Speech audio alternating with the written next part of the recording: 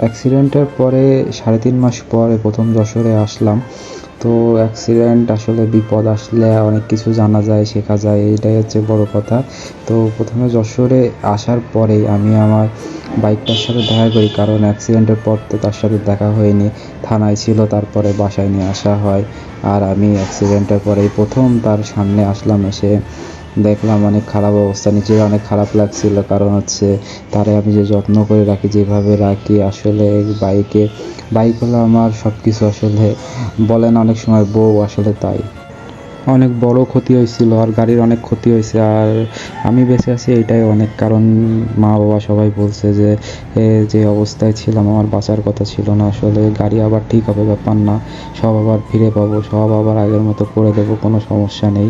এই গাড়ি আমার এক বিপদের সময় থেকে আমার সাথে আছে, কারণ আমার একটা সময় খুব খারাপ অবস্থা ছিল, সেই সময় থেকে আমার সাথ দিছে। তো তারে আবার গড়ে তুলবো, সব কিছু ঠিক হয়ে যাবে, আবার ফিরে আসবো।